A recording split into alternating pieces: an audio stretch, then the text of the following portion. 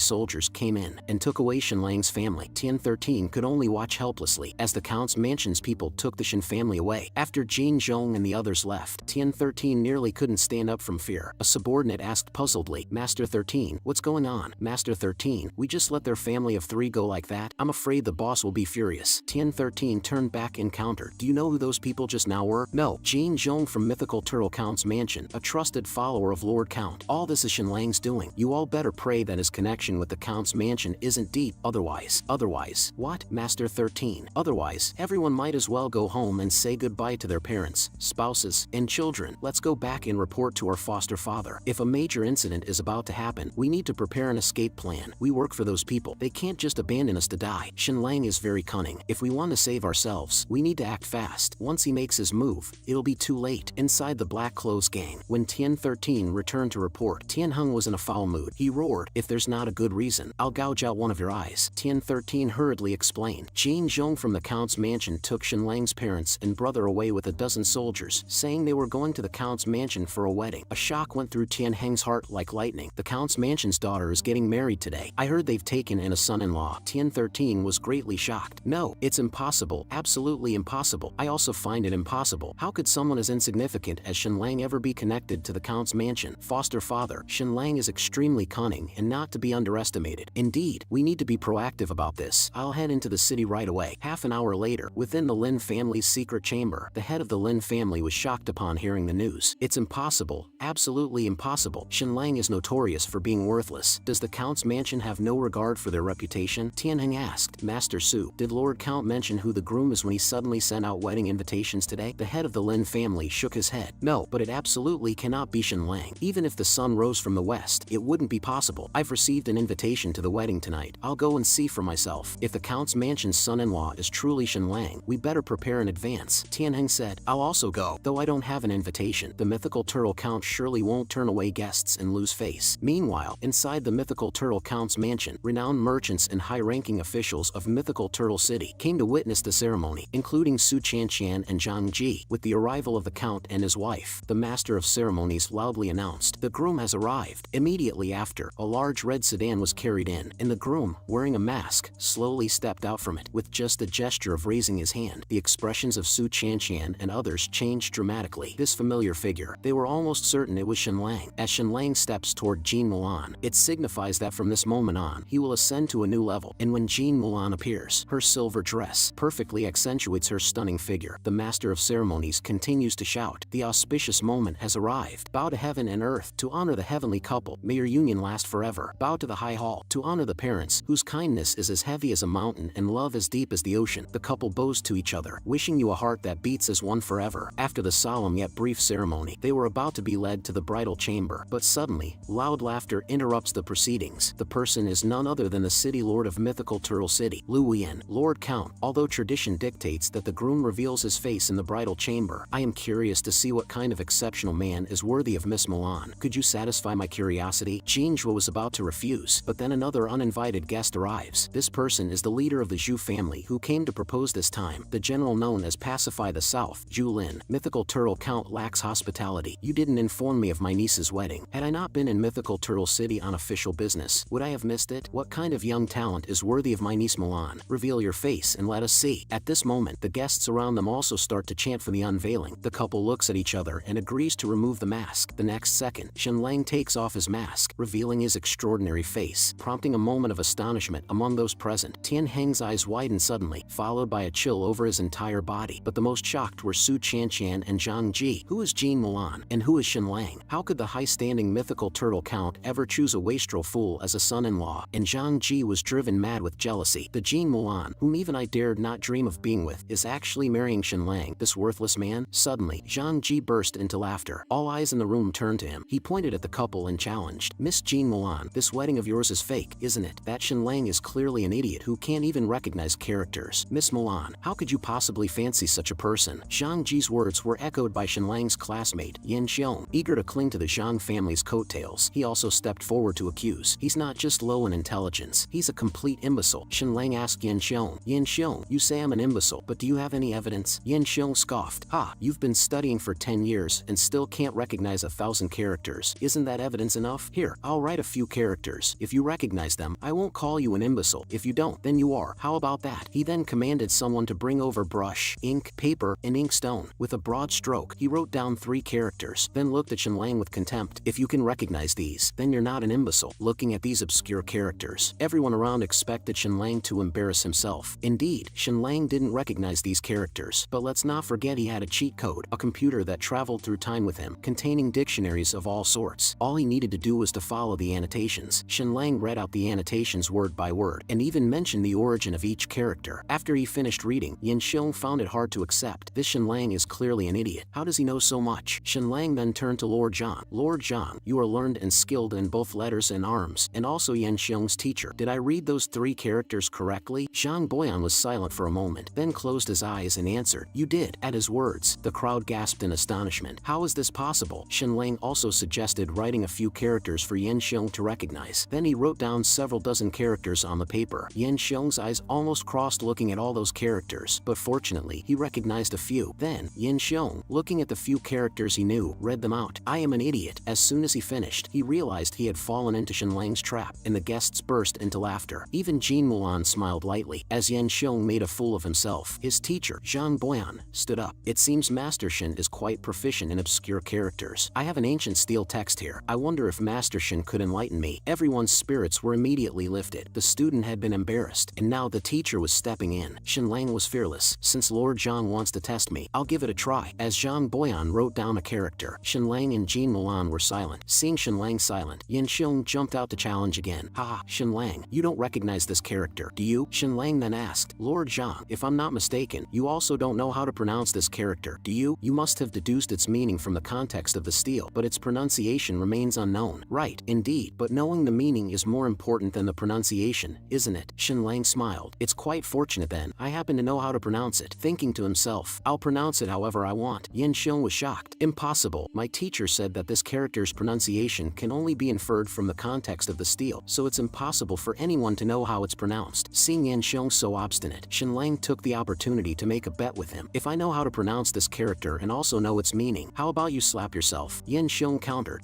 And what if you don't know or get it wrong? Then I'll slap myself. As soon as the words fell, Yin Xiong clapped his hands. Agreed. Let everyone present witness. Zhang Boyan did not stop him, as opposing the Count's mansion was politically correct. Then Shenlang boldly pointed. This character is pronounced Ren, and its meaning should be related to thorn. Upon hearing this, Zhang Boyan was immediately startled, then showed an incredulous expression. This is an ancient stele. How does he know it? Seeing his teacher's expression change, Yin Xiong quickly asked, Master, he's making this up, right? At this moment, Zhang Boyan was caught in a dilemma. I could deny Shenlang's answer, but others have studied that stele too. If Shenlang spreads the word, then my reputation could be damaged. I have no choice but to tell the truth. Yin Xiong, blame your own overzealousness. With this thought, he immediately changed his demeanor. Master Shen truly has a profound understanding of characters. Such a promising young talent. Hearing Zhang Boyan's acknowledgement, the room was abuzz. Was Shenlang really that impressive? Even Jean Mulan had not expected her husband to possess such deep knowledge. Meanwhile, Yin Xiong was terrified. Now, shouldn't Yin the great talent fulfill his promise? Hearing this, Yin Xiong immediately looked to his teacher for help, but Zhang Boyan showed no intention of intervening. Seeing no way out, Yin Xiong, with a twisted expression, said, Shenlang, I will remember today. Then he gave himself a loud slap. Shenlang showed a satisfied smile, feeling immensely gratified. At this moment, Jin Zhuo asked Shenlang to take Mulan to meet his parents, but just as they were about to leave, Zhu Lin stopped them. Not bad, young man, I'll remember you. The threat in his words was palpable, but Shenlang was not the least bit afraid. Thank you, Lord Zhu, for your kind words. Shenlang's parents, fearing they might embarrass their son, sat reservedly in the back hall, even reluctant to wear the new clothes sent by the Count's mansion for fear of damaging them. Upon entering, Shenlang immediately knelt down, Jean Mulan following suit, kneeling and saying, Your daughter-in-law pays respect to father-in-law and mother-in-law. Despite Shenlang's parents' humble status, there wasn't a hint of reluctance on her face. Shenlang's mother quickly came forward to help them up. This is princess of the city. After all, Mulan also thanked her mother-in-law. Seeing this scene, Shenlang couldn't help but think, she truly is my goddess. Beautiful beautiful inside and out. After a round of pleasantries in the back hall and having dinner, Shin's family excused themselves early. Before leaving, his brother couldn't resist reminding Shinlang, a moment of spring night is worth 1,000 gold. Once everything was settled, Jean Mulan gently pushed open the door. Seeing the stunning beauty walking towards him, Shinlang felt as if he was in a dream. She's so beautiful. Am I dreaming? I can't believe I actually married her. Jean Mulan, with a shy face, said, your performance today was different from the rumors. Shinlang, unable to disclose his transmigration, simply responded with a laugh. I had a serious illness at the Su family, almost as if I had died once, and suddenly my mind cleared. Jean Mulan said with some guilt, Shinlang, there are some things I want to make clear to you. I never intended to marry in my life, dedicating everything to my family. It was only because of the Zhu family's pressure to marry that I had to take a husband. We are husband and wife in name, and that will not change in this lifetime. I will not marry another. But as for the duties of husband and wife, I'm sorry, I cannot fulfill them. Shinlang thought to himself, of course, how could a proud woman like Mulan easily share a bed with a man? To truly be with her, I must first win her heart. He then said, I understand. Jean Mulan stood up and said, you've been wrong, husband, but tonight is your wedding night, and I cannot let you spend it alone in an empty room. Little Bing, come in. A shy young girl walked in. She was Jean Mulan's personal maid, 18 years old. When Shinlang saw Little Bing, his eyes widened. I didn't expect the goddess to arrange everything so thoughtfully. At this moment, Shinlang was overjoyed inside, but still pretended to be concerned. Is this really okay? But Mulan insisted on not letting Shinlang's life be delayed for her reasons, leaving Little Bing behind, and even instructed to hurry up and have a child, to give an explanation to Shinlang's parents. After a moment, Shinlang abandoned his gentlemanly facade, opened his arms wide. Since my wife has arranged this with such thought, I shall respectfully comply. A moment of spring night is worth 1,000 gold. Help me undress. Upon hearing these words, both were shocked. Jean Mulan thought, could this man be a libertine? But she still courteously closed the door for them. After Mulan left, Little Bing stood trembling in front of Shinlang, then began to cry uncontrollably. Seeing Little Bing crying and gasping for breath, her tears and snot dripping onto her 36F chest, Shinlang's heart sank. Jean Mulan doesn't fancy me, and now even a maid looks down on me. He then waved his hand. If you don't want to, just go. Hearing Shinlang tell her to leave, Little Bing disappeared outside the door with the speed of teleportation. Shinlang watched in silence. Despite being so handsome, but considering he had married into the Jean family to protect his family, he shouldn't be greedy. With this thought, Shinlang lay down and fell asleep peacefully. The next morning, Shinlang and two others were in the dining room. Jean Mulan and he were having breakfast like an ordinary couple, planning the day's agenda. Little Bing was serving on the side, as if last night's incident had never happened. Husband, I wonder what your thoughts and goals are for the future. However, Shinlang simply answered, no goals, while thinking to himself, my goal was to enter a wealthy family and live off others. I've completely achieved it. Jean Mulan, thinking about Shinlang's performance at their wedding yesterday, believed he must have grand ambitions and goals, which made her puzzled. Hearing Jean Mulan mention yesterday, Shinlang then remembered he indeed had a goal, to bring down the Su family and make Su Chanshan beg for mercy. Hearing this, Mulan was utterly speechless, thinking, where's the grand ambition? The generosity? Is being so vindictive really good? Jean Mulan could only offer some pastries. Husband, perhaps you should have some more pastries. The Su family has a marriage alliance with the Zhang family, and the Zhu family backs them. It's not easy for our Count's mansion to take action against them. Shinlang, picking up a pastry, showed a sleazy expression. Then, can I start by killing Tianheng? I'm afraid that's not possible either. Tianheng is under the jurisdiction of the mythical Turtle City Lord, and is also aligned with the Zhang family. If our Count's mansion acts against him, it would be tantamount to turning against the City Lord. Hearing Mulan's reply, Shinlang immediately became anxious. Isn't the Count's mansion very powerful? Why can't we do anything? Then, as the young master Shin of the Count's mansion, I'll go slap Tianheng's face. That should be fine, right? Once Mulan agreed, Shinlang quickly stood up, and before Mulan could react, he had already run to the door. Husband, are you in such a hurry to take revenge? Don't you have time to talk more with your newlywed wife? After showing off his skills in the Count's mansion, everyone started to see Shinlang in a new light. Jean Mulan's permission, Shinlang prepared to show Tianheng a lesson, but following protocol, he first went to the Count's mansion to pay respects to the Count and his wife with tea. Jean Zhuo was very satisfied with Shinlang's performance on their wedding day, and his attitude had softened. He inquired about Shinlang's plans for the day. My parents have raised me with hard work, and marrying into the Count's mansion is somewhat undutiful. Today, I wish to return home to spend time with them and show my filial piety, he said, using filial piety as a reason to request leave. Jean Zhuo, deeply moved, exclaimed, filial piety comes first. It's rare to see such filial devotion from Shinlang. He then ordered 2 gifts to be prepared to send to Shinlang's parents on his behalf. Afterward, Shinlang respectfully thanked his in-laws and walked towards the door, with the Count and his wife very satisfied with Shinlang's manners. Lady Jean also praised him, and Jean Zhuo thought this choice of son-in-law by Jean Mulan showed great foresight, contrary to the rumors. Leaving the Count's mansion, Shinlang called out to the guards, prepare the carriage. I'm going home, and when we pass passed by the Black Clothes gang. Let's go straight in. I want to catch up with Tianheng. Suddenly, Shenlang caught sight of a majestic tall horse nearby and immediately had an idea. Since he wanted to impress, why not ride a handsome horse in a dashing manner? But 2 minutes later, the guards, watching Shenlang struggle to mount the horse, were utterly speechless. Our young Master Shen is really hopeless. Shenlang fell off the horseback, then got up and straightened himself. I think the sun is quite strong today. Let's take the carriage back instead. The guards were all exasperated. Half an hour later, Shenlang's carriage, escorted by 2 guards, sped into the Black Clothes gang's territory. The guards on the city tower, seeing someone daring to barge into the Black Clothes gang, immediately ordered arrows to be released. A guard quickly stopped them. Don't shoot arrows. Let them in. That's a carriage from the Count's mansion. Do you want to lose your lives? Hurry up and notify the leader. As the carriage halted, Shenlang arrogantly stepped down. Leader Tian, I hope you're well. Tianheng, having received the news, had already gathered his men in the courtyard to welcome them. Ha ha ha, Master Shen, you could have sent someone. Why trouble yourself to come in person? Seeing Shenlang, he immediately opened his arms and walked towards him with a laugh, though inwardly he was seething. Just married last night, and today he comes knocking on our door. What a petty act. He then welcomed Shenlang inside for tea. After the two sat down, Shenlang straightforwardly informed Tianheng of his purpose. I'm here today for the 1,000 gold coins. Not repaying debts is dishonorable. Tianheng burst into laughter, then took out the IOU Shenlang had made, called for a brazier, and burned the IOU to ashes in front of Shenlang, smiling sanctimoniously. What 1,000 gold coin debt? There's no such thing. However, seeing the IOU destroyed, Shenlang immediately changed his tune. Leader Tian, you owe me 1,000 gold coins, and now you've burned the IOU without evidence. Others might think I'm here to extort money from you. Tianheng was instantly alarmed. What is Shenlang playing at? Shenlang pointed at Tianheng. So, Leader Tian, are you planning to destroy the IOU and not pay up? At this moment, Tianheng internally cursed Shenlang's ancestors. In all my years, I've never seen someone as shameless as you. Taking a deep breath to adjust his mood, Tianheng put on a bright smile and said to Shenlang, look at my memory. I might forget to repay others, but I must repay Master Shen's money. He then ordered someone to bring a chest of gold coins. Shortly after, a hefty chest of gold coins was placed in front of Shenlang. Yet, Shenlang, looking at the gold coins, suddenly said with a mischievous smile, since Leader Tian is being so straightforward, and we are all acquaintances, I'll forget about the interest. Seeing this, Tianheng continued to suppress his anger and slapped 100 gold coins on the table. Brothers should settle accounts clearly. Here are 100 gold coins as interest. Please accept them. At this moment, Shenlang silently picked up his cup to drink tea, while Tianheng quietly watched him, wondering what trick he was planning next. After a standoff, Tianheng couldn't help but ask, does Master Shen have any other instructions? Shenlang's demeanor suddenly changed. His expression turned serious. What about Tian 13? Didn't he want to capture my parents and kill my family yesterday? Today, I want to break his legs. Hearing this, Tianheng's inner flame erupted once again, his teeth grinding audibly. This pretty boy has gone too far. Just married into the family for 2 days, and he's already trying to ride over my head. Tianheng, his nose almost crooked with rage, said, that's unfortunate. 13 has gone to Bailin City and won't be back for a month or 2. Seeing this, Shenlang knew Tianheng had no intention of handing the person over. He snorted coldly and prepared to leave. This trip not only dealt a heavy blow to Tianheng's pride, but also netted him 1,100 gold coins. Seeing Shenlang's carriage leave, Tianheng furiously smashed a cup, his eyes nearly popping out in rage, and immediately ordered the chair Shenlang had sat on to be burned. At that moment, Tian 13 walked in through the back door, trying to comfort Tianheng. This Shenlang is so arrogant and overbearing. The Count's mansion will surely punish him. Maybe we'll soon hear news of his demise. Tianheng, grinding his teeth, said, I didn't expect such a useless person to turn his fortunes around so quickly. He still reminded 13 to stay indoors recently, but before he could finish, a voice came from the doorway. Tian 13, you've made a quick return, haven't you? Seeing Shenlang, Tianheng was shocked. Weren't you already gone? At this moment, Shenlang said with a cold laugh, Tian 13, you led people to my house to capture my family. If Jin Zhong hadn't arrived in time, I dare not think of the consequences. Now, crippling your legs wouldn't be too much, would it? Tian 13 glared at Shenlang with a vicious look, not hiding his resentment at all. Then, Shenlang turned to Tianheng. Leader Tian, you said that as long as Tian 13 returned, you would break his legs. Now, do it. Seeing this, Tianheng knew matters had escalated beyond pretense, and there was no need for further courtesy. Fortunately, I've prepared in advance, trading 35% of the earnings from 5 casinos for the Zhang family's support. I'm not afraid of the Count's mansion if things really escalate. Tianheng slammed his fist on the table with a bang, instantly splitting the sturdy table in two. At the same time, 2 guards from the Count's mansion immediately drew their swords. Standing in front of Shenlang, Tianheng glared menacingly. Shenlang, don't push me too far. Shenlang laughed. When you wanted to kill my entire family, did you consider that too much? Tianheng suddenly burst into laughter. Shenlang, you're nothing but a son-in-law, acting so high and mighty. Do you think the Count, who loves his people like his own children, will spare you? And I'm under the jurisdiction of the mythical Turtle City Lord. For the Count's mansion intention to accuse me of any crime would be overstepping. Unmoved, Shenlang darkly responded, Leader Tian, I'm asking you one last time, are you willing to break Tian 13's legs? Tianheng sneered, if you're going to act, do it yourself, or have your guards behind you do it. Shenlang cast a probing look at the guards beside him, who then avoided his gaze. Seeing this, Shenlang adjusted his mood and smiled. Leader Tian, it's getting late today, and I still need to visit my parents. I'll come visit again tomorrow. But then Shenlang's expression darkened. Tomorrow, I will make you break Tian 13's legs in front of me and apologize. After leaving the Black Clothes gang, Shenlang hurried back to his home, where his parents were eagerly waiting. Shen's mother rushed to greet him upon his return. After a series of concerned inquiries, Shenlang had the guards bring the gifts inside and handed the 100 gold coins he got from Tianheng to Shen's father, suggesting he build a new house. However, Shen's father, thinking the money was from the Count's mansion, was reluctant to accept it, fearing gossip, until Shenlang explained, this is money earned from the dye formula. It has nothing to do with the Count's mansion. Rest assured, build a big house. It'll be better for me when I return, and if Mulan comes back with me, we can't possibly stay in this thatched cottage, right? Only then did Shen's father accept it. Time with family always seems to pass exceptionally quickly, and soon it was evening, time for Shenlang to return to the Count's mansion. As his family watched him leave, Shen's mother suddenly remembered something. Shenlang, Big Fool has gotten into trouble. You should check on him. Shenlang turned his head in surprise. Big Fool was the only friend of Shenlang's predecessor, though both were considered fools. Big Fool was exceptionally kind-hearted. Whenever village children bullied Shenlang, Big Fool would protect him with his body, making their relationship as close as brothers. Big Fool was born weighing 12 pounds, and even though he often went hungry, by the age of 18, he had grown to over 2 meters tall. Though large, he was gentle, innocent, and harmless, never engaging in fights. Big Fool's life wasn't easy. 3 years after his mother died in childbirth, his father remarried. Since then, he was treated like an outsider, only allowed to sleep on the ground in the yard, eating spoiled cornmeal. If not for his ability to work, he probably would have been driven out by his stepmother long ago. Hearing that Big Fool was in trouble, Shenlang rushed to Big Fool's house and pushed the door open. Where is Big Fool? Entering the house, Shenlang saw only Big Fool's stepmother and brother. Big Fool's stepmother, unaware that Shenlang had married into the Count's mansion, covered her mouth with her hand, speaking disdainfully. Big Fool went to work. Seeing this, Shenlang immediately pulled out a bag of silver coins. Treat Big Fool better from now on. Then he inquired about Big Fool's whereabouts. Seeing the money, Big Fool's stepmother's eyes lit up, promising to treat Big Fool better from now on. However, Big Fool's brother looked at his mother with disdain, sneering sinisterly. Big Fool is probably rotting in a ditch by now. Upon hearing this, Shenlang's expression changed drastically. He immediately took his guards to search the mountains. It wasn't until late at night that they found Big Fool in a deep ditch, barely alive and reduced to skin and bones. As Shenlang approached to check, fortunately, there was still breath in him. Hearing the noise, Big Fool slowly opened his eyes. Seeing Shenlang, he excitedly said, Second Fool, I've missed you. Tears filled Shenlang's eyes as he asked Big Fool how he got so severely injured. After understanding the situation, it turned out that Big Fool's brother had encountered a tiger in the mountains. To save his brother, he was hit by the tiger and broke several bones. His family refused to treat his injuries and threw him into the ditch to die. Knowing the full story, Shenlang inwardly cursed his family as worse than animals. You Big Fool, your brother bullies you every day, throwing dirt in your food, urinating in your bed, and even blames you for peeping at women bathing. Yet, you still protected this brother. Now, to save this scoundrel brother from a tiger, your father actually threw you here to die. Scoundrel, beast, worse than animals. Holding Big Fool's hand, brother, I will never let you die, and I definitely won't let this family of beasts off. Shenlang asked him how long he had been thrown here. Big Fool, trembling, stretched out his hand and weakly said, One hand isn't enough to count. This means he had been thrown here for at least 6 days. Shenlang couldn't understand how someone could be so heartless. The stepmother's indifference is bad enough, but why would his own father treat Big Fool so cruelly? Second Fool, I'm about to die. I was worried about you being bullied, but now that you've become strong, I'm relieved. Hearing Big Fool still worried about him in such a state, Shenlang's eyes immediately filled with tears. Then he bitterly smiled. Who in this world isn't bullied? Even now, I'm still being bullied. Unexpectedly, when Big Fool heard Shenlang was being bullied, he suddenly rallied, rose in anger, pushed past the guards, and shielded Shenlang beneath him. Seeing Big Fool's action, Shenlang was instantly moved to tears. Big Fool, I'm okay. Please don't hurt yourself. He then signaled the guards to help Big Fool up. Seeing Big Fool, who could barely stand, Shenlang gritted his teeth and said, Big Fool, you can't die. I won't let you die. I will make sure your father regrets everything he's done to you today. However, the naive Big Fool said, Right, I'll let Dad know I'm useful. I can take care of him when he's old. Although touching, at such a time, Big Fool's unconditional concern for his father left Shenlang speechless. He then ordered the guards to help Big Fool onto the carriage. Shenlang didn't return to the Count's mansion, but went to Big Fool's home instead. With a grim face, Shenlang entered the house and saw the stepmother and brother eating dinner. With lavish dishes on their table, Shenlang coldly questioned them. Abandoning examining an injured big fool. Do you have no humanity? The stepmother, eating her meat dismissively, said. We have no money for his treatment. Besides, we're not the only ones who do this. Big Fool's brother chimed in. Such a fool dying is no loss. Same goes for you. After hearing the vicious words of the mother and son, Shenlang walked straight to them. Without waiting for their reaction, he flipped the dining table. In their shock, Shenlang swiftly approached Big Fool's brother and kicked him squarely in the groin, effectively ruining his future happiness. He clutched himself in agony, rolling on the ground. Seeing her son injured, Big Fool's stepmother's face changed dramatically, and she screamed curses. Second fool, you bastard. Just a son-in-law, and you should rot with Big Fool. As she pointed at Shenlang's nose and hurled insults, Shenlang, unable to contain his anger, pushed her away. She stumbled over a chair, and a basin of cold water drenched her. Don't think just because you married into the Su family, I'm afraid of you. I'll report you. Shenlang stepped forward, looking at her coldly. Su family's son-in-law? Not anymore. Tell your husband when he comes back that I'll be waiting at the Count's mansion in Mythical Turtle City for him to accuse me. After finishing his words, Shenlang turned and left with his guards. He couldn't waste more time here and needed to hurry back to the Count's mansion, where there were ample medical supplies and it was the best option for care. They soon arrived at the Count's mansion. Normally, as the young master Shen of the Count's mansion, Shenlang should have had unobstructed access. However, upon reaching the entrance, they were stopped by the guards. Shenlang got out of the carriage to ask who was blocking the way. Coincidentally, it was Jin Cheng, one of the 5 son-in-law candidates and the deputy leader of 1,000 households in charge of internal affairs. At that moment, a guard noticed Big Fool inside Shenlang's carriage. Shenlang, you may have married into the Count's mansion, but what right do you have to bring people in as you please? He then ordered Big Fool to be thrown out. Shenlang became furious. It was one thing not to respect him, but he wouldn't allow anyone to harm Big Fool. He ordered 2 guards to carry Big Fool inside. However, the 2 guards were uncertain whose orders to follow. At this moment, Jin Cheng shouted, Shenlang, I'm in charge of inspections in the Count's mansion. It's not your place to decide. Throw him out. Seeing this, Shenlang realized that he was still only a figurehead in the Count's mansion, with no one to support him. With that thought, Shenlang leapt into the driver's seat. No need for you to act. I'll take my brother to Mythical Turtle City for treatment. Just as Jin Cheng felt smug about intimidating Shenlang, Jinjua's voice came from inside the mansion. Jin Cheng, what's all this noise at the gate? Jin Cheng promptly explained the situation to Jinjua. Master, miss, young Master Shen wanted to bring a stranger into the Count's mansion. I stopped him. It's against the rules. However, when Jinjua asked Shenlang, he didn't complain but simply stated, the man in the carriage is my only friend, who is critically ill. Since the Count's mansion doesn't allow outsiders in, I will take him to Mythical Turtle City for treatment. Hearing this, Jinjua immediately ordered a doctor to come and treat him, while Jin Mulan jumped onto the carriage to guide Shenlang. Shenlang was deeply moved by this gesture. Mulan was showing her support for Shenlang with actions. Seeing Mulan's sincere and apologetic eyes, Shenlang knew, the Count's family now considers me one of their own. From now on, the Count's mansion is my true home. I am no longer alone. Seeing the situation unfold, Jin Cheng hurriedly stepped forward. Miss, this is against the rules. Outsiders are not allowed inside the Count's mansion. Seeing this, Jin Mulan stood up, picked up her whip, and approached Jin Cheng from a higher position. Turn around. Jin Cheng looked at Jin Mulan incredulously, but saw no emotion in her eyes. Silently, he turned around, only to feel Jin Mulan's whip lash against him mercilessly. Even though he wore armor, the whip shattered it, leaving a bloody mark on his body. Looking at the suffering Jin Cheng, Jin Mulan spoke. I whipped you for 2 reasons. First, for your failure to help, going against the morals of Mythical Turtle Count's mansion. Second, Shenlang is my husband and your master. Your attitude was disrespectful. You must correct your behavior in the future. Jin Cheng trembled slightly and bowed deeply, saying respectfully, I understand. With a satisfactory response from Jin Cheng, Jin Mulan then turned and took Shenlang to treat Big Fool. The Count's mansion was brightly lit. At that moment, the mansion's renowned physician, Zaishi, was examining Big Fool, determining that he had fractured ribs and internal bleeding in his organs. If not for Big Fool's strong constitution, an ordinary person would have died by now. Zaishi proposed a treatment plan to drain the blood and mend the broken bones. After hearing the diagnosis, Shenlang was amazed. Dr. N's medical skills are indeed superb. To be able to deduce so much solely from experience and external injuries is remarkable. Under the current conditions, it would be hard for me to do better than him. Following that, Dr. N requested some precious medicinal herbs from Jin Mulan, and upon receiving approval, he turned to prepare them. Seeing that Big Fool's condition had stabilized, Jin Mulan jokingly said to Shenlang, Husband, your big brother is no longer in danger. Shenlang awkwardly clarified, He's Big Fool, not my big brother. He's Big Fool, your second fool. Aren't you brothers? Shenlang looked at his beautiful and playful wife, feeling speechless inside. You're beautiful, so whatever you say is right. At that moment, the Lord of the Count walked in. Shenlang, come with me to the study. In the study, the Count's stern voice could be heard questioning. Shenlang, do you acknowledge your mistake? Shenlang responded confidently yet respectfully. If it's about the matter with Big Fool, I don't believe I'm in the wrong. Big fool is my only friend. If I had ignored my friend's severe injuries, how would my father-in-law view his son-in-law? You did nothing wrong in this matter, but do you realize what outrageous act you committed today? Before Shenlang could answer, Jinzhua erupted in anger. How dare you, using the name of the Count's mansion to deceive Tianheng, and even threatening to break his adopted son's legs. Did this happen? Hearing this, Shenlang immediately kneeled on one knee. Thank you, father-in-law, for saving my family's lives. Shenlang then recounted everything from being expelled by the Su family, using 100 gold coins to buy off Tianheng for his assassination, how he owed Tianheng 1,000 gold coins, to the Su family's plot to kill his family for the dye formula he invented, narrating the entire ordeal. After listening to Shenlang, Jinzhua slammed his hand on the table. Outrageous. These scoundrels are truly inhumane. I promise you, Shenlang, the wrongs you've suffered will be avenged. No one should bully my son-in-law like this. Shenlang was moved by these words. Then, Jinzhua revealed, it was City Lord Lu Wuyan and the prefect's son, Zhang Ji, who brought the complaint against you. On the surface, they accused you, Shenlang, but in reality, they aim to disgrace the Count's mansion. These officials are trying to leverage this to gain a hold over the Count's mansion. Then Jinzhua stood up, admonishing Shenlang. In the future, you must adopt a lower profile and act cautiously. Do not be rash again. Leave today's matter to me to resolve. However, Shenlang spoke earnestly. Words once spoken are like water spilled. If I don't go tomorrow, it will not only be me but the entire Count's mansion that loses face. Father-in-law, please trust me. There will be no flaws or leverage given. Seeing Shenlang's determination, Jinzhua said no more. He walked to the bookshelf, took out a thick book, and handed it to Shenlang. This is the Jin family's teachings. Learn the teachings by heart if you want your freedom. He then slapped the book into Shenlang's hands. Shenlang looked at the thick family teachings in his hands, bewildered. Is this really the family teachings? Jinzhua then told him. It took me a month to memorize it. Shenlang opened the book. The entire book is just over 50,000 words. That should be easy for me. Father-in-law, is your word final? After receiving an affirmative from Jinzhua, Shenlang immediately accepted the challenge. For the descendants of the Jin family, memorizing the family teachings is a painful memory for each generation. Shenlang learned from Mulan that it took her 23 days to memorize the entire book. The Count's son has yet to finish it, forgetting 300 words for every 1,000 he memorizes, likely never to complete it in his lifetime. At this moment, Shenlang was using the laptop in his mind to record page by page, taking just over an hour to memorize it all. Then, closing the book, he considered it done. To avoid embarrassing Jinzhua too quickly, Shenlang decided to report back in the morning. After blowing out the candle, he went to sleep contentedly. Meanwhile, in the Count's room, Lady Jean was having a heart-to-heart with Jinzhua. She was worried that punishing Shenlang so soon after his marriage might breed resentment in him. However, Jinzhua didn't see it that way. It's just memorizing the family teachings. This shows I don't see him as an outsider. Once he memorizes it, he'll naturally be free to go out as he pleases. What if he completes it within a month? Even Zhang Boyan lost to him. Jinzhua laughed. Impossible. It took me 33 days. Do you not realize how capable your husband is? Lady Jean, intrigued, decided to bet with the Count, playfully suggesting if she won, she would have the final say in all matters. Jinzhua, though complaining, was charmed by his wife and blushing, agreed to the bet the next second. At night, the Countess tossed it and turned, determined to secure her future happiness. She got up and made a bowl of walnut and lotus seed soup to nourish her beloved son-in-law's brain. However, when she went to deliver it, Jin Zhong, who was on guard duty, told Lady Jean that Shenlang had gone to bed before 9 o'clock. Surprised, Lady Jean handed the soup to Jin Zhong and left in a huff. Humph, heartless little thing. The rumors are true after all, always lazy and ignorant, lacking in education. The next day, at the crack of dawn, the Count went to the study. Seeing his father-in-law looking so formidable, Shenlang was puzzled. Shenlang, I asked you to memorize the Jin family's teachings, yet you went to bed early. Are you showing your displeasure with me? Hearing this, Shenlang hurriedly waved his hands and stepped forward to explain. Father-in-law, you misunderstand. I've already memorized it. This made the Count even angrier. Nonsense. Even Jean Mulan, with her intelligent nature, took 23 days. You claim to have memorized it overnight? Are you dreaming, or do you think I'm a 3-year-old child? He then ordered Jin Zhong to fetch the family discipline whip. Seeing Jinzhua truly angry, Lady Jean quickly stepped in to stop him. Husband, if he can't recite it, he can't recite it. There's no need for corporal punishment. Shenlang has delicate skin and isn't used to being beaten like Jin Mutsong, who's grown a thick skin from it. If you really hurt him, how will we explain to his parents? Shenlang, you better apologize to your father-in-law right away. Seeing that explanations were futile, Shenlang calmly reassured Lady Jean and then asked Jinzhua to test him. Jinzhua, seeing Shenlang unrepentant, flew into a rage. Your mother-in-law already gave you a way out, yet you refuse to take it. Then recite chapter 5 for me. If you can't, you will indeed suffer physically. Shenlang closed his eyes, and the contents of chapter 5 immediately appeared in his mind. He recited it clearly and with proper intonation, accurately completing the over 2,000 words of the entire chapter. Though the Count was surprised, he thought it was just a coincidence, happening to choose a chapter Shenlang was familiar with. He then asked him to recite chapter 16. Without any pause, Shenlang stood before them, reciting word for word. In just 3 minutes, he perfectly recited the entire chapter, not missing a single word. At this point, the Count's eyes widened in shock. Still skeptical, he randomly selected several chapters and even read a part of one chapter, asking Shenlang to continue. Shenlang responded almost without thinking, fluently continuing the passage. The next second, with a thud, the Count, shocked, dropped the book to the floor. Lady Jean, seeing Shenlang, looked more and more pleased with her son-in-law, then excitedly turned to the Count and said, "Husband, I've won our bet." With no choice, the Count blushed and awkwardly lowered his head. Then, adjusting his mood, he asked Lady Jean to step out as he had something to discuss with Shenlang in private. After Lady Jean left, taking the whip from Jean Zhong's hands, the Count curiously asked, "My lady, what do you need the whip for?" Lady Jean, with a grave expression, said, "To discipline our son. He's as foolish as a pig. The more I think about it, the angrier I get." Meanwhile, Jean Mutsong, who was diligently memorizing, suddenly felt a chill run down his spine, as if sensing an impending disaster. After sending Lady Jean off, Jean Zhua and Shenlang sat facing each other. Jean Zhua asked seriously, "Shenlang, how did you manage to memorize the family teachings overnight?" Shenlang, certainly not daring to reveal that he had traveled through time, prepared to muddle through with some vague remarks. On a day at the end of this summer, when the heat had not yet fully dissipated and the locust tree pods had been harvested, the second planting of seedlings had just been put into the soil. However, after hearing this, the Count, with a stern face, demanded Shenlang to speak human language. Left with no choice, Shenlang had to tell the Count, "4 days ago, I fell seriously ill at the Su family's house. After waking up, my mind became sharper, and I found I could remember anything I saw." After a moment of silence, the Count told Shenlang, 180 years ago, our Jean family had a wastrel who also came back to life on the brink of death and became a martial arts genius. He made significant contributions to the family, securing 5,000 square kilometers of fiefdom. Now, we have less than a third of it left. Shenlang felt that the Jean family's ancestor might have been a time traveler like him. The Count continued, "Given such a fortunate turn of events, take some time to catch up on the past 10 years of schooling." Though Shenlang was somewhat displeased, he respectfully complied, then seized the opportunity to remind, "Father-in-law, you promised me freedom once I memorized the ancestral teachings. Does that still stand?" Reluctantly, the Count sighed and lifted his house arrest. After thanking his father-in-law, Shenlang dashed towards the door, intent on finding Tianheng. Sensing Shenlang's intention, Jean Zhua called out to him, "Shenlang, times have changed. With new rules in place, we old nobility are in precarious positions, fearing being caught on the wrong side. In the last 3 years, 3 noble families have been stripped of their lands and titles, and one even lost his life. Tianheng's backers are City Lord Liu and Zhang Ji, who are aligned with the court. They should not be provoked lightly. Shenlang, I promise you, give me up to 6 months, and I'll take down Tianheng, getting justice for you." Shenlang, knowing his father-in-law's concern was to keep him safe, refused the offer with a determined and sincere gaze, explaining, "This is a grudge between me and the Su family, the Lin family, and Tianheng. After marrying into the Count's mansion, I've been under your protection. I cannot trouble the Count's mansion with my revenge, otherwise, I could never hold my head high again. I will make sure Tianheng pays for his actions legally, losing all his pride." Seeing Shenlang's determination, Jean Zhua stopped trying to dissuade him. "If you insist on going, I won't stop you, but remember, you must not violate the law or give anyone leverage against you." Shenlang formally thanked the Count for his advice, confidently assuring him again, "I will surely win this time." Before leaving with high spirits, Tianheng ran many businesses, including gambling dens, brothels, and loan sharking, with gambling dens being his most profitable, accounting for over 60% of his income. In the entire mythical Turtle City, Tianheng owned 5 gambling dens, essentially holding a monopoly. Fortune Casino was the name of Tianheng's chain. Shenlang's plan to deal with Tianheng was simple and brute force. Win money at his gambling dens, keep winning until he far exceeded Tianheng's bottom line and the tolerance of his backers. At that moment, Shenlang, followed by 4 guards, walked into the casino with swagger. The guards behind him were astonished, wondering, is young Master Shen really going to gamble? Shouldn't we stop him? One of the guards even muttered with a hint of disdain, "We have no right to advise him. Our only duty is to protect Shenlang. If he wants to court death, let him be. How could such a wastrel be worthy of Miss Milan?" As Shenlang entered the Fortune Casino, Tianheng's adopted son, Tian-19, was patrolling the floor. Seeing Shenlang stepping into their territory, he was first stunned, then overjoyed. Shenlang dares to walk into the Black Clothes Gang's den by himself? Isn't this courting death? He hurriedly went up to greet Shenlang and, once Shenlang was seated, took the initiative to say to Tian-19, "I came in on a whim and didn't bring any money. Is it possible to borrow some?" Tian-19's face was all smiles at this moment. He couldn't wait for Shenlang to borrow as much as possible, then let him lose everything and send the IOU to the Count's mansion. Shenlang will be done for. My foster father will surely be pleased. However, Shenlang only borrowed 1,000 gold coins. After negotiating negotiating the interest. He had Tian-19 draw up an IOU and exchanged all the gold coins for chips. Now, Tian-19 sat opposite Shenlang, hardly able to wait to see Shenlang lose everything, but Shenlang, calm and collected, asked, "What's the simplest game?" "Of course, it's betting on big or small." Tian-19 explained the rules. 3 dice are thrown, and the sum of the points determines the outcome. Below 9 is small, 9 and above is big. After understanding the rules, the two officially began their game, and all the gamblers in the casino gathered around to watch. The betting match against Tian-19 began at that moment. The beautiful dealer skillfully gathered the dice into the shaker, then drew several perfect arcs in the air. The sound of the dice rattling could be heard. After half a minute, the shaker settled, and the dealer, with a smile, asked Shenlang, "Big or small?" Without hesitation, Shenlang pushed all 1,000 chips forward, confidently stating, "Big." The casino erupted in excitement. "He's betting it all. This is thrilling." "Final bets," announced the dealer as she lifted the shaker, revealing 13 points. "Big." Shenlang wins. The crowd was again astounded. Even the guards behind him were left agape. Shenlang calmly gathered the chips before him. Tian-19's expression remained unchanged. Honestly, he was worried that if Shenlang lost the first bet, he wouldn't play further. Letting him taste victory first would keep him gambling. He then signaled the dealer to continue. Once more, the dealer settled the shaker and asked Shenlang if he would bet on big or small. This time, Shenlang pushed all his chips forward again, betting everything on big. Still betting on big. Both the guards behind and the spectators around were stunned. Had Shenlang gone mad? At this point, even Tian-19 was becoming uneasy. If Shenlang won this bet, it would amount to 4,000 gold coins. The monthly profit of Fortune Casino was only about 2,000. The gamblers nearby were already excited beyond measure. The dealer, also nervous, with trembling hands, revealed the shaker. 15 points. Big. Shenlang won again. Tian-19's face was so tense it seemed distorted, thinking, "The casino has never lost this much since it opened. If this continues, my foster father will flay me." With this thought, Tian-19 stood up, smiling. "Lord Shen, this time I'll personally roll the dice for you." Tian-19 was a master gambler, able to control and even change the dice's outcome before revealing them, which was why Tian-Heng entrusted the casino to him. As the shaker settled, Tian-19 asked Shenlang to bet on big or small. Shenlang, eyeing Tian-19's hands, knew this guy was up to something. He slapped Tian-19's hand open, laughing. "I don't want to play this game of chance anymore. Let's play Pai Gao instead." Hearing this, Tian-19 was immediately delighted. "Playing high or low? Shenlang, you might rely on luck, but playing Pai Gao with me is simply courting death." So, he quickly ordered someone to fetch the cards, fearing Shenlang might change his mind the next moment. In this world, the rules of Pai Gao are simple. 32 cards are placed face down on the table. Each player draws 2, and the winner is determined by the ranks of the cards drawn. The supreme treasure is the highest, followed by the heaven card, then the earth card, and so on. Although the rules seem simple, tricks can be played on the cards, commonly known as cheating. Watching Tian-19 arranging the cards, Shenlang's expression suddenly darkened. "I don't trust your cards. Bring a new deck if you want to continue gambling." Tian-19 was momentarily stunned. He had memorized every mark on each card. Shenlang's request put him in a difficult position. Seeing this, Shenlang pretended to get up. "If that's not possible, then exchange the chips back. I'm leaving." Seeing Shenlang about to leave, Tian-19 quickly waved him off. He couldn't let Shenlang leave like this, thinking, "If Shenlang leaves now, taking 4,000 gold coins with him, my foster father will have my head." With that thought, Tian-19 quickly ordered someone to buy 10 new decks of cards, explicitly instructing not to purchase from their own shop. Tian-19 was utterly confident at that moment. "I'm Mythical Turtle City's top gambling master. Even without cheating, victory is certain." Soon, 10 new decks were laid in front of Shenlang. Tian-19 eagerly rubbed his hands, allowing Shenlang to choose a deck. After examining them with his X-ray vision and ensuring there were no issues, Shenlang randomly selected one. He let Tian-19 draw first. Unsure of Shenlang's intentions, Tian-19 carefully drew 2 cards. Using his X-ray vision, Shenlang saw Tian-19's hand, a pair of 10s, ranked 6th highest. It seemed this guy really was lucky. Tian-19 then placed a bet of 100 gold coins, while Shenlang, confidently using his skills, chose 2 cards that were 1 point higher than Tian-19's hand. Without even looking at his cards, Shenlang coolly pushed his chips forward, 1,000 gold coins. This move electrified everyone. He's not even looking at his cards. This is thrilling. At this point, Tian-19 felt the pressure. Thinking his hand was strong enough to compete, he boldly matched the 1,000 gold coins. "I'll call. Reveal the cards." When the cards were revealed, Shenlang had won, leaving Tian-19 utterly stunned. How is this possible? Surrounding gasps of surprise and cheers kept soaring. Incredible. Just 1 point higher than Tian-19. This game was exhilarating. Tian-19 looked fiercely at Shenlang. Hard to imagine Mansion. Is this really the once useless Shenlang? Now, consumed by rage, Tian-19 declared. How could I, Tian-19, lose to him in card skills? Let's go again. But Tian-19 couldn't foresee that this was just the beginning of a nightmare. In every subsequent round, Shenlang, without looking at his cards, pushed out 1,000 gold coins and kept winning. The crowd around them was thrilled, chanting for Shenlang. Shenlang is the true gambling god of mythical Turtle City. This scene made Tian-19 shudder, sweating profusely, terrified at the sight of Shenlang. How can he win every round? How can he be this lucky? Losing 13,000 gold coins to a nobody. Thinking of Tian-Heng's fierce reaction, Tian-19 felt a chill run through him. If my foster father finds out, he'll flay me. Tian-19, trembling, stood up, indicating to Shenlang he wasn't feeling well and needed to rest. As he approached the door, Shenlang couldn't resist adding another jab. I'm not yet satisfied. Maybe find someone else to keep me company. As Tian-19 left Fortune Casino, he sprinted to find Tian-Heng, leaving behind the gambler shouting, "Long live the gambling god Shenlang." At this moment, a sound of arrogant laughter was echoing within the Su family estate. Tian-Heng was seen mocking Shenlang's threats from the previous day in front of Master Su, who also thought that Shenlang had become too arrogant after marrying into the Count's mansion. Then, Tian-Heng informed Master Su. This morning, Shenlang, not knowing whether he was dead or alive, ran off to Fortune Casino. We thought we couldn't touch him after he married into the Count's mansion, but this fool actually walked right into our trap. Tian-19, the gambling god. There, he's sure to lose over 10,000 gold coins. Hearing this, Master Su also scorned Shenlang for getting carried away. He doesn't know how high the sky is or how deep the earth is. Given the new regulations putting pressure on them, the Count's mansion's lands have been reduced, and they have to support an army of nearly 1,000 men. By estimates, the Count's mansion must be operating at a loss every year. If Shenlang loses those 10,000 plus gold coins, he will surely be severely punished by the Count's mansion. Tian-Heng added, this will also implicate the Count's mansion, leaving them vulnerable. Then, we can take them down in one fell swoop. Laughing excitedly at the thought, they were suddenly interrupted by a loud bang as Tian-19 burst in. Foster father, there's been a huge problem. Seeing this, Tian-Heng immediately flew into a rage. What a disgrace. All you do is fool around with women, and now you've ruined your health. You can barely run a few steps without gasping for breath. Embarrassing. Frightened by Tian-Heng's anger, Tian-19 immediately knelt on the ground, continuously kowtowing and apologizing. Master Su also laughed from the side. Brother Tian, your adopted son is really quite filial, isn't he? With a cold huff, Tian-Heng then questioned Tian-19. Have you dealt with Shenlang? How much did he lose? If it's less than 10,000 gold coins, be careful, or I'll skin you. Hearing Tian-Heng's barrage of questions, Tian-19 was completely enveloped in fear, his face pale as he gasped for air and sweat poured out of him. Seeing the two lords excitedly discussing the matter, he was at a loss for how to respond. Suddenly, Master Su asked, what if the Count's mansion refuses to acknowledge the debt? Tian-Heng snorted. Shenlang's IOU is clearly written in black and white. Plus, he came to Fortune Casino of his own volition. Even if we have to take this to the prefect's court, I have a case. Master Su reminded him. Brother Tian, doing this would mean you're making an enemy out of the Count's mansion. But Tian-Heng arrogantly declared, I have the backing of the city lord's mansion and the prefect's office. What does it matter if we offend the Count's mansion? This afternoon, I'll take Shenlang's IOU to the Count's mansion and demand payment. Hearing this, Master Su immediately assured, Prefect Zhang Chong will surely stand by your side. You can confidently use Shenlang's IOU to demand payment from the Count's mansion. Though Tian-Heng verbally expressed his thanks, he was well aware of why they supported him. The Su family really is impressive, using the prefect's name even before the marriage is official. However, exchanging 35% of the profits from 5 casinos for the Zhang family's protection is indeed worth it. Let's see how interesting the Count's face will be this afternoon when I arrive at the Count's mansion. Shenlang wants my adopted son's legs, so I'll demand his life first. Tian-Heng turned to Tian-19, asking how much Shenlang had lost. By now, Tian-19 was too scared to even lift his head, stuttering out that it was 16,000 gold coins. Hearing this, Tian-Heng was overjoyed. Well done, 16,000 gold coins. Shenlang is surely doomed now. Hearing Tian-Heng's laughter, Tian-19 felt his heart might leap out of his chest, his scalp tingling. Suddenly, Tian-Heng grabbed him and said, take the IOU. Let's go to the Count's mansion to demand payment. Tian-19, trembling, told Tian-Heng, foster father, it wasn't Shenlang who lost. We lost 16,000 gold coins. Tian-Heng was momentarily stunned. Tian-19 repeated, we lost 16,000 gold coins. Silence fell in the room, utterly unexpected. Was he hearing things? Then, Tian-Heng, in a rage, grabbed Tian-19 to confirm Shenlang's win or loss again. After the third confirmation from Tian-19, Tian-Heng was struck as if by lightning, nearly losing all reaction. Fortune Casino was the most profitable of his 5 gambling houses, earning about this much in a year. He went mad with fury, lifting Tian-19 high. You're mythical Turtle City's top gambler. How did you manage to lose to a nobody? By now, Tian-19 was utterly terrified, crying, I don't know why. Shenlang won every round. Tian-Heng threw Tian-19 aside and turned to Master Su, roaring, you said Shenlang was a waste. Why then can he not only understand obscure characters, but is also so good at gambling? Who knows what's going on with that disaster? At that moment, Su Chanshan stepped forward. Let's stop arguing here. Why not go to the scene and see what exactly happened? Upon hearing this, Tianheng immediately stood up, ready to head to Fortune Casino. He didn't want to waste a moment, curious about the chaos Shenlang might have caused there. Then, Su Chanshan's voice followed from behind. Leader Tian, don't forget, the city lord's mansion and the prefect's office are your backers. Tianheng turned to thank Su Chanshan and hurriedly led his men, rushing to Fortune Casino at full speed. A quarter hour later, Tianheng arrived in haste, but for some reason, his Fortune Casino was already packed with people. Numerous gamblers, upon seeing Tianheng, loudly clamored, "The person in charge is here. Pay up, pay up." At this moment, Shenlang also stepped forward. Smiling at Tianheng, he said, "I have won 19,000 gold coins at your Fortune Casino, and these hundreds of people bet with me, winning a total of 7,000 gold coins. That makes a total of 26,000 gold coins. Please help us cash these in." 26,000 gold coins, to be honest, was already a large part of Tianheng's savings. Although he was making a fortune every day, he also had hundreds of people under him to support. Losing these 26,000 gold coins would almost bankrupt Tianheng. Faced with Shenlang presenting the chips, Tianheng, who harbored intense hatred for Shenlang, could only manage a smile. "Master Shen, shall we go inside and talk about it?" Shenlang agreed, but the gamblers were not pleased. "You can't leave, you can't leave. Cash in the gold coins before leaving." They were worried that Shenlang and Tianheng would strike a deal behind closed doors and betray them. Shenlang loudly assured them, "Please rest assured, everyone, I, Shenlang, will definitely not betray your interests. I will give you a satisfactory explanation." Faced with the Count's son-in-law, everyone chose to believe. Soon, they arrived at the second floor of Fortune Casino. Tianheng's smile immediately vanished, his face turning cold. He looked at Shenlang. "Master Shen, your tactics are truly ruthless. Doing all this, is it just to make me break 13's legs? But coming to the casino, aren't you afraid of tarnishing the Count's mansion's reputation?" Shenlang stated, "The reputation of the Count's mansion is indeed important, but my, Shenlang's, reputation can be disregarded. A person can do countless good deeds, but ruining just one can lead to complete ruin. However, if one's reputation is already bad, doing one good deed can have a completely different effect." These words instantly choked Tianheng. He stopped making pointless arguments, not to mention 19,000 gold coins. He wouldn't even give 1,900. Thus, Tianheng firmly told Shenlang, "I will not break 13's legs. If I really did that, I would lose all my dignity." Shenlang laughed. "I think you're misunderstanding something. I want not only the 19,000 gold coins, but also to break 13's legs." Upon hearing this, Tianheng's eyes instantly turned red with rage, clearly showing how angry he was. Guards hurriedly stepped forward to protect Shenlang. The next moment, Tianheng laughed out of sheer anger, clearly telling Shenlang, "I won't give you even a single hair, let alone break 13's legs." His confidence stemmed from the belief that the Count's mansion would not stoop to demanding the gold coins from him. Then, Tianheng walked to the window, opened it, and told the gamblers, "The gold coins you won will be fully redeemed." The gamblers immediately cheered for Tianheng. This broke Shenlang's method of using the gamblers' power against him, and in the end, those gamblers would still lose the gold coins back. Tianheng had not lost anything. He knew the gamblers' money was never warm for long. Tianheng looked at Shenlang smugly. Shenlang clapped hard. What a move. Then he questioned Tianheng, "Did you forget you have other casinos? As long as they are open, I can keep winning, and I'll bring all the gamblers with me to win." Saying so, Shenlang turned and shouted to the gamblers outside, "Don't leave. I'll continue to lead you to win money." In an instant, the gamblers cheered again. Back in the casino, Shenlang continued his winning streak, and the gamblers went completely wild. It was easier than picking up money. As long as they followed Shenlang, they were sure to win. In contrast, the entire casino staff looked ashen, doubting their life choices. Before long, Tianheng lost another 7,000 gold coins. The kicker was that Shenlang bet only one gold coin each time. The rest were won by the gamblers. Tianheng was so angry he could crush his teeth. Seeing this, his adopted son, Tian 14, immediately rushed downstairs and approached Shenlang, intending to drive him out. Shenlang immediately pretended to be frail. "What are you going to do? Do you want to hit me? My health is not good. You know, I'll fall down with just a touch. Who dares to strike the Count's son-in-law? My wife will kill his entire family." This shameless act completely infuriated Tian 14, who pointed at Shenlang's head and roared, "So what if I do take action? Someone, get Shenlang out of here." However, the next second, guards surrounded and protected Shenlang, and countless gamblers also rushed over, forming a protective circle around him, shouting, "Whoever dares to touch Shenlang will have to step over our dead bodies." Tian 14 was dumbfounded, unsure of what to do next. At that moment, Tianheng appeared, directly announcing, "We're closing for today. Come back tomorrow to cash in your gold coins." Unexpectedly, Shenlang wanted to take the gamblers to Tianheng's other casinos to continue. Tianheng could only announce, "All other casinos are also temporarily closed." Who knew how much pain Tianheng felt when he made this decision? These 5 casinos accounted for more than 60% of his daily income. Now that they are are all closed. The daily losses are known only to the heavens. Tianheng regretted not having dealt with Shenlang permanently before. Even so, he did not plan to compromise with Shenlang and break 13's legs. However, Tianheng's troubles were just beginning because these casinos were not solely his. Previously, in search of protection, he agreed to give 20% of the income to the Zhang family, and the Su family, acting as agents for the Zhangs, demanded Tianheng agree to Shenlang's terms. Tianheng roared with a fierce expression. 13 is one of my most outstanding adopted sons. Breaking his legs would dishearten my men and ruin my reputation. However, a voice came from next door. Agree to it. This voice was from Zhang Ji. Don't delay. Every day you delay, you're losing money. Better to agree sooner than later. I promise you, one day, we will kill Shenlang, and then you can take your revenge. Shenlang is just a small fry. Our real target is the Count's mansion. Once we take down the Count's mansion, reclaim its lands and military power, the position of deputy lord will be yours. Tianheng's fists bled from the force of his grip. His teeth clenched so tightly that his gums bled. Shaking all over, he pondered for a long time, and eventually agreed. Soon after, Tianheng returned to Fortune Casino. I agree to publicly break Tian 13's legs. Now disperse. Stop causing trouble. Unexpectedly, Shenlang stated, the conditions have changed. Your other adopted son, Tian 14, yelled at me wanting to hit me, pointing at my head with his finger. So, his arms and legs need to be broken too. Hearing Shenlang's words, Tianheng felt a surge of blood rush to his brain. Seeing Tianheng not speaking, Shenlang stated, if you don't agree, I'll change the conditions again. Then, it will be to break the legs of everyone who has ever visited my house. Tianheng could no longer restrain himself and charged at Shenlang, instantly grabbing Shenlang forcefully, one hand on his head and the other on his waist, directly tearing Shenlang in half. Tianheng laughed maniacally in his frenzy. However, all this was just Tianheng's imagination. He didn't want to compromise, but he had no choice. Tianheng looked at Shenlang for a long time before agreeing. Fine, I will break Tian 13's legs and Tian 14's arms and legs in public. But Tianheng still underestimated Shenlang's ruthlessness. Not only that, but you must also completely expel them from the Black Clothes Gang, and they are not to be visited. Left to fend for themselves. If they are not miserable enough by then, I will come to trouble you again. Tianheng, collapsing, held his head in his hands. I agree to all your conditions. All of them. Moments later, at the entrance of Fortune Casino, Tian 13 and Tian 14 were tied up for public viewing. Tianheng spoke with righteous indignation. Tian 13, Tian 14, you are my adopted sons. How much have I valued you? But because you harbored personal grudges against Master Shenlang and acted behind my back for revenge, you nearly caused a great disaster. Master Shenlang is not only the son-in-law of the mythical Turtle Count's mansion, but also a close friend of mine. Tianheng, how could you two traitors afford to offend him? If I do not punish severely, how can I uphold family discipline? A thick and hard stick was handed to him. Tianheng whispered to 13, do not blame your father. 13 did not respond, turning his head away, which angered Tianheng. Are you trying to turn against me? The next moment, Tianheng raised the stick and fiercely smashed it down on his legs. With a crack, 13's legs were broken, from start to finish. 13 just let out a low grunt, without screaming in agony. The onlookers were stunned. Tianheng then turned his gaze to Tian 14. He picked up the stick and ruthlessly smashed it down on Tian 14's legs. Then, with another fierce strike, Tian 14's arms were brutally broken, resulting in compound fractures. Tian 14 let out an incredibly piercing scream, chilling to the bone, and then he fainted. The faces of everyone around twitched, especially the warriors of the Black Clothes Gang. Tianheng's other adopted sons felt a chill run down their spines. It was a case of one's misfortune affecting others. How loyal 13 and Tian 14 had been, and yet, at the first sign of trouble, they were the first to be sacrificed. They all couldn't help but wonder if they would be next. From then on, Tianheng's prestige greatly diminished, losing the hearts of the Black Clothes Gang. After breaking the legs of his two adopted sons, Tianheng asked Shenlang, are you satisfied now? Shenlang gave a wicked smile. I am satisfied, but there's still some loose ends to tie up. Tianheng's face drastically changed. I've publicly broken the legs of two adopted sons, and you tell me it's not over yet? Shenlang pointed with his finger and retorted to Tianheng, you still owe me 19,000 gold coins. Tianheng was furious. I've already lost tens of thousands of gold coins. Where am I supposed to find so much more for Shenlang? Tianheng was furious with nowhere to vent. Shenlang continued with an irritating expression. How about this? You first give me 2,000 gold coins, and for the remaining 17,000, write an IOU. How about that? These words instantly made Tianheng's anger surge. 2,000 gold coins were already the last of Fortune Casino's cash flow. Shenlang kept urging him to pay up quickly. Leader Tian, let's settle this matter quickly. Otherwise, I really fear one day I won't be able to control my legs and will find myself unintentionally walking into your casino again. It's getting late. My wife is really getting anxious. The food will not taste good once it's cold. These words completely broke Tianheng's last nerve. He picked up a stick, unable to bear it any longer, and swung it fiercely at Shenlang, aiming to crush his head. However, in reality, this was all just in Tianheng's imagination. Then, one of his adopted sons handed him a note. Tianheng saw that. The note's content was, Agree to what Shenlang said. Give him the money. The mythical turtle count's family is strict. They will not tolerate the dirty money won from the casino. The count will deal with him in time. Tianheng looked towards the second floor, understanding it was an order from Zhang Ji. Furious, Tianheng snapped the stick in his hand. Gritting his teeth, he agreed to Shenlang's demand and ordered his adopted son to bring out the gold coins. Moments later, 2 boxes of gold coins and an IOU were placed before Shenlang, but everyone knew that the IOU was unlikely to be repaid. Shenlang took the IOU, glanced at it, then opened the boxes filled with gold coins. The dazzling golden light almost blinded everyone around. Seeing this, Tianheng sneered in his heart. As long as Shenlang takes this money, the more triumphant he is now, the worse it will be when he returns to the count's mansion. This will irreversibly damage the count's mansion's reputation. Unexpectedly, Shenlang's expression suddenly turned righteous. He accused Tianheng with moral high ground. Since you opened this casino, how many people have been ruined, their families torn apart? I, Shenlang, regard money as dirt. I didn't come to the casino to win money, but to seek justice for everyone. My father-in-law, the count, has always said to love the people as one's children. Saying this, Shenlang grabbed a handful of gold coins and scattered them towards the surrounding crowd. I, Shenlang, will not take a single gold coin. All will be given back to the people. Immediately, the crowd went absolutely wild, scrambling for the gold coin Shenlang had thrown. Tianheng watched this scene, his eyes nearly popping out. The man was truly about to explode. Not only did he force me to break my adopted son's legs, but he also used my money to win over the hearts of the people. This is not only an insult to my character, but also an insult to my intelligence. Tianheng was already holding back frustration, and at this point, he could no longer bear it, directly vomiting blood from anger. Inside Fortune Casino, Zhang Ji, witnessing this scene, was somewhat surprised by Shenlang's tactics, but the next moment, he curled his lips into a smile. He cryptically said to Mayor Lu, with the situation now so chaotic, isn't it especially easy for Shenlang to suffer a sudden misfortune? Mayor Lu clearly understood Zhang Ji's implication. With the crowd fighting over the gold coins below, if a stampede occurred, it wouldn't be traced back to them, and if Shenlang accidentally got trampled, it would seem like an accident. It would be blamed on Shenlang being too ostentatious. Mayor Lu, with a smile, stated, if it's a stampede, it's normal for many people to die, dozens or even hundreds. By then, Shenlang and the count's mansion would both be hard-pressed to escape blame. Zhang Ji was shocked by Mayor Lu's ruthlessness. But what's a few deaths? As long as we achieve our goals, outside, thousands of people were still cheering, shouting long live Shenlang. However, in the chaos, people arranged by Zhang Ji silently merged into the crowd. Once they got close to Shenlang, they planned to first push away the 4 guards around him, then knock Shenlang to the ground and cause a major disturbance, initiating a stampede. Shenlang sensed the danger immediately. With his keen mind, he could clearly remember many faces, and those he focused on had appeared at his wedding. Obviously not Tianheng's men. Shenlang quickly guessed their intentions, so he clapped his hands forcefully and shouted, quiet, everyone stop moving. Faced with Shenlang distributing gold coins, his influence was at its peak, immediately silencing the crowd as they looked toward Shenlang. Shenlang, holding an empty box, announced, all my gold coins have been distributed. However, those few people arranged by Zhang Ji were still shouting to grab the gold coins, which seemed particularly conspicuous. Shenlang smiled inwardly, just as I suspected. The next moment, Shenlang took out the IOU from Tianheng, declaring, I also do not want the 17,000 gold coins. This is all your hard-earned money. So, I will hand over this IOU to the mayor, letting the mayor recover the debt for you, to be used entirely for aiding the poor families of mythical Turtle City. Instantly, the crowd erupted in cheers. Seeing those few men, still pretending to be part of the crowd and pushing towards him, Shenlang immediately ran towards the second floor of Fortune Casino. He had used his X-ray vision earlier to see Mayor Lu was upstairs. At the same time, Mayor Lu upstairs was shocked. Shenlang was actually dragging him into this. Just as he thought of escaping through the back door, Shenlang had already reached the second floor. He grabbed Mayor Lu and brought him to the window, calling the countless people outside to look their way. In that instant, the few men outside ceased their actions, daring not to cause any more disturbances. Then, under the gaze of countless people, Shenlang handed the IOU to Mayor Lu. With a tone full of righteousness, he stated, I may be of humble status, but you, Mayor, as the leader of this city, if you stand up to recover the debt for the countless poor, surely Tianheng would not dare to default. Upon hearing this, Mayor Lu was completely stunned. The IOU was originally just a piece of waste paper, and now he was actually expected to repay the debt. At this moment, Mayor Lu felt that Shenlang was a venomous snake that devoured men without owing anything. If he refused to take the IOU, his reputation would be completely ruined. With a convulsion in his heart, he put on a smile, insincerely assuring Shenlang, I will certainly not fail his trust. Shenlang also announced this result to the crowd. It's getting late. I shall take my leave now. Countless people shouted Shenlang's name. From this day forward, the entire mythical Turtle City would be filled with legends about him. Meanwhile, at the mythical Turtle Count's mansion, Father Jean paced back and forth, repeatedly asking his servants, has Shenlang returned yet? He was worried about Shenlang's safety. After all, Tianheng had the cunning Mayor Lu and the ruthless Zhang Ji behind him. Mother Jean signaled Father Jean not to worry too much. Shenlang has us, the Count's mansion, backing him. Tianheng wouldn't dare to go too far. At that moment, a servant returned with news. Father Jean, anxious, asked, "How did it go? How much did Shenlang lose? Did Tianheng lay a hand on him?" Jean Hui, a skilled servant, reported loudly, "No, he bankrupted Tianheng instead. In front of everyone, he broke the legs of Tian 13 and Tian 14, making Tianheng vomit blood from anger." Upon hearing this, everyone present was utterly astounded. Shenlang is just one person, yet he managed to deal with Tianheng, a local snake, and his backing forces. Afterwards, the skilled individual reported in detail to Father Jean about the entire situation, including Shenlang's tactical wit and ability to turn situations around. Father Jean was amazed by Shenlang's actions and relieved that he maintained the reputation of their Count's mansion. However, Father Jean also felt apprehensive. Today's situation, although this young rascal won, it was too risky. Father Jean decided to discipline Shenlang a bit, fearing he would become even more reckless in the future. So, when Shenlang returned sneakily, Father Jean had been waiting for a long time. "Oh, the gambling god is back." Shenlang was instantly taken aback. "Father-in-law, you, a dignified count, actually hid behind the door to ambush me?" Regardless, Shenlang quickly admitted his fault, and Father Jean began to loudly scold him. However, before he could say much, Shenlang bowed again in apology, mainly acting obedient. Clearly, Father Jean did not want to let Shenlang off so easily, but Shenlang kept admitting his mistakes promptly, leaving Father Jean speechless. At that moment, Mother Jean came out to mediate. Shenlang's intentions were good. "Stop scolding him." Then, pretending to be angry, she said, "Shenlang, you must not go to casinos anymore, or I will have to punish you." After saying this, she showed concern for Shenlang. "Are you hungry? Do you want to go eat?" Father Jean was speechless. "Is that it? You're usually quite strict with your own son, quick to discipline. Why do you soften up with your son-in-law?" Annoyed and unable to let it go, Father Jean grabbed Shenlang's hand, telling him, "Starting today, you are grounded again. You can move around inside the mansion, but you are not to step outside the Count's mansion." Shenlang was taken aback, timidly asking, "What conditions do I need to meet to be allowed out?" Father Jean said flatly, "None. When you've learned to behave and improve yourself, then you'll be released." Shenlang was stunned again. "I didn't expect that just one day out, though it was a spectacular day. I wouldn't want to be confined." Father Jean was actually doing it for Shenlang's own good. In case Tianheng and his group really took drastic actions, it would be too late to protect him. So, deciding to be thorough, Father Jean ordered everyone, "Keep an eye on Shenlang. He must not go out." Everyone responded in unison. Shenlang really felt like crying now. "Today, I was on a roll, dominating, only to come home and be put in solitary." Seeing Shenlang dispirited, Father Jean was satisfied. "My goal has been achieved." But Father Jean still felt something was missing. Not long after, screams could be heard from a room in the Count's mansion. It turned out that Jean Mulan's brother once again suffered a loving mixed doubles punishment, because Shenlang's clever and outstanding performance made their own son seem even more foolish by comparison. On the other hand, when Shenlang returned to the courtyard, he found Jean Mulan wearing a suit of armor. Curious, Shenlang asked Jean Mulan, "Why are you wearing armor at home?" The answer he got was that Jean Mulan was afraid something would happen to Shenlang, ready to lead troops into the city to rescue him. Shenlang was surprised at this, and also felt warmed by it. He decided to help Jean Mulan remove the armor before they went to eat together. Jean Mulan did not refuse, opening her arms to let Shenlang help her. After removing Jean Mulan's armor, Shenlang's breathing became somewhat rapid. Seeing Jean Mulan's snake-like waist, her powerful long legs, and her explosive figure, Shenlang was utterly fascinated. He quickly calmed himself down and thanked Jean Mulan. Jean Mulan shook her head with a smile, indicating it was nothing. "I am proud of your performance today, Shenlang, but in the future, you must think carefully before acting." Moved by the moment, Shenlang wrapped his arms tightly around Jean Mulan from behind. Jean Mulan was slightly startled. Feeling Shenlang so close to her, her cheeks began to blush, but she did not resist, touched by Shenlang's tender gesture. However, in less than 3 seconds, Jean Mulan felt Shenlang's hands sliding down. Jean Mulan instantly turned around, grabbing Shenlang's hands. "Husband, where are you putting your hands?" Shenlang immediately responded, "I can't be blamed for this. Blame your skin for being too smooth, making my hands slide down on their own. It was completely unintentional. Next time, I'll chop off my hands." Hearing Shenlang's feeble excuse, Jean Mulan simply said, "Don't let it happen again." But soon after, Shenlang's hands began to wander again. Jean Mulan directly grabbed Shenlang's hand and pressed it on the table. Looking at Shenlang, she said, "Maybe it's better if you didn't have this hand." Shenlang, with all seriousness, claimed, "How can you take a man's word seriously? I was just speaking off the cuff." Jean Mulan, feeling helpless at his words, did not really intend to pursue it further. She sat aside, letting Shenlang eat. After finishing the meal, Jean Mulan put her armor back on. Seeing this, Shenlang asked, "Where are you going?" Jean Mulan explained, "I'm leading the cavalry to patrol the night, patrolling the coastline." She waved her hand, bidding goodbye to Shenlang, telling him to stay at home and not cause trouble. Meanwhile, Jean Mutsong, who had received the loving mixed doubles punishment was taking arithmetic lessons. Although the imperial examinations in the Great Yu Kingdom did not include arithmetic, noble families placed great importance on it. This was because arithmetic was very practical and could also train the practitioner's thinking. The tutor was Su Wenjiao, the most famous arithmetic master in mythical Turtle City, who also served as the chief steward within the count's mansion, responsible for settling all financial and material accounts. At this moment, Jin Mutsong was very uncomfortable. His parents had beaten him without explanation, leading him to wonder if he was even their biological child. Su Wenjiao said, "The reason you were beaten is because of Shenlang." Jin Mutsong was surprised. Su Wenjiao reiterated Shenlang's previous image. "Because you are underperforming, your sister Jin Mulan had to marry that useless man. And today's beating is because Shenlang went to the casino. Unable to vent their frustration on Shenlang, they took it out on you." Hearing this, Jin Mutsong's face darkened. At that moment, Su Wenjiao subtly signaled to a servant nearby. The servant immediately told Jin Mutsong, "Today, I saw Binger crying secretly." When asked, she wouldn't say why. The implication was that Shenlang had harassed Binger, instantly enraging Jin Mutsong, who always regarded Binger as a sister, and he immediately prepared to teach Shenlang a lesson. Maid Binger took the initiative to come to Shenlang's room, informing Shenlang that Jin Mutsong was looking to beat him up. Shenlang was surprised. As Jin Mutsong lost his mind, Binger suggested that Shenlang should go out and hide, and she would immediately inform the Lady Countess. However, Shenlang took Binger's hand in his, causing her to blush. "It's okay, I have my ways." Binger naturally didn't believe him. Her face flushed as she tried to push Shenlang away, worried that Shenlang would really get beaten up. However, Shenlang just brushed Binger off. "Okay, I got it." This left Binger infuriated as she walked out the door, still deciding to inform the lady of the house. Moments later, Jin Mutsong arrived at Shenlang's door with people, fiercely demanding Shenlang to come out and take his beating. But despite Jin Mutsong's loud calls, he received no response from Shenlang. Annoyed, Jin Mutsong pushed the door open, only to see Shenlang writing something on the wall. After questioning, he learned Shenlang was writing down names. Jin Mutsong, puzzled, asked Shenlang, "What are you doing writing these names?" Shenlang ominously stated, "These are my enemies. I'm afraid I might forget them, so I'm writing their names on the wall to remind myself to seek revenge." He drew a large cross over the names of 13 and Tian 14. Seeing this, Jin Mutsong asked what that meant. As Shenlang descended the stairs, he explained, "I've already taken care of these two." Then, seeming to have red in his eyes, he told Jin Mutsong sinisterly, "To ensure I don't forget my revenge, I recite these names 3 times every morning and 3 times every night before I sleep." Jin Mutsong shuddered uncontrollably. "What kind of grudge is this?" Shenlang, with a chilling air, stated, "Tian 13 once threatened me, so I had Tianheng break his legs. Those legs of his were broken into 5 or 6 pieces. As for Tian 14, the grudge is even deeper. Not only did he threaten me, but he also pointed at my head. I hate nothing more than someone pointing at my head in this life." So, both his arms and legs were broken, completely shattered. Jin Mutsong was instantly petrified. "Just for that bit of grudge, you had someone's arms and legs broken? Are you a devil?" At that moment, Jin Mutsong felt a chill run down his scalp. "If I hit Shenlang, wouldn't I be torn to pieces by him?" Seeing the sinister Shenlang, Jin Mutsong was genuinely scared. Shenlang inquired, "So, what did you want with me?" Jin Mutsong hastily said, "Nothing, I was just full and wandering around." Shenlang, stroking his chin, countered, "Why did I seem to hear someone saying they wanted to beat me just now?" Jin Mutsong was immediately scared stiff. "No, who said that? Who dares to hit the Count's mansion's son-in-law, looking for death?" Then, he hurriedly fled. Shenlang couldn't help but laugh inwardly. Such a coward. However, the moment Jin Mutsong ran out, he bumped into his most feared entity, his mother. Mother Jin immediately grabbed Jin Mutsong by the ear. This rebellious child actually dared to come to hit Shenlang. Jin Mutsong knew he was doomed. This time he would definitely be beaten to the point of lying in bed for half a month. At this moment, Shenlang came out. Mother Jin, fuming, assured Shenlang, "I will definitely take revenge for you." Unexpectedly, Shenlang said, "Jin Mutsong was just coming to chat with me, not to fight." Mother Jin was surprised. "Really?" Shenlang nodded affirmatively. Seeing this, Mother Jin swung her hand and slapped the back of Jin Mutsong's head, scolding Jin Mutsong, "Look how good your brother-in-law is to you, even pleading on your behalf." Then, turning to Shenlang, "You don't have to plead for my foolish son." She then turned around, pulled out a whip, and was about to strike Jin Mutsong. Shenlang quickly stepped forward to stop her. "Mother-in-law, please, don't harm your health over this. The crown prince is straightforward and honest. How about I talk to him?" Mother Jin, upon hearing this, refrained from hitting. "Shenlang is indeed filial. Teach my son a good lesson for me. If he doesn't listen, feel free to hit him." Later, inside Shenlang's room, Jin Mutsong was immensely grateful to Shenlang. "If there's anything you need, just ask me." Shenlang glanced at him. "Then tell me, who encouraged you to come?" Jin Mutsong shrunk his head and vigorously shook it, saying, "No way, I'm a man of loyalty. I can't betray." Shenlang figured out why his mother-in-law always hit him, being sold out and still helping the seller count the money without knowing. Though foolish, the loyalty he showed was something Shenlang appreciated. He didn't inquire further and decided to investigate on his own. After sending Jin Mutsong away, Shenlang closed all the doors, then took out a bag of moldy wheat, scraping off the ergot fungus from it bit by bit. Anyone knowledgeable would be shivering, not knowing what Shenlang planned to do with this dangerous substance. The next morning, Jean Mulan still hadn't returned. Binger assisted Shenlang with his washing. During this, Shenlang noticed Binger's attitude towards him had improved significantly. He couldn't help but start thinking, Binger, do you know why white tigers are rare and precious? Binger thought for a moment, because most tigers are yellow, but at that moment, Shenlang had hidden behind the door, explaining to Binger, no, it's because time is precious, and gold cannot buy time. Binger was utterly confused after hearing Shenlang, clearly not understanding what he was talking about. Seeing that his attempt at humor had no effect, Shenlang felt helpless. She's too innocent. I was even afraid of getting hit by Binger, had even prepared to run away. Binger decided, I'll ask the missus what it means tonight. Shenlang felt a tingling in his scalp, but Jean Mulan is so innocent, she probably won't understand either. So, I probably won't get beaten. After breakfast, Shenlang received another task from his father-in-law, which was to study. Shenlang was speechless. I'm already well learned. What more is there to study? But father-in-law is still angry. Shenlang decided to go through the motions. The Count's mansion had its own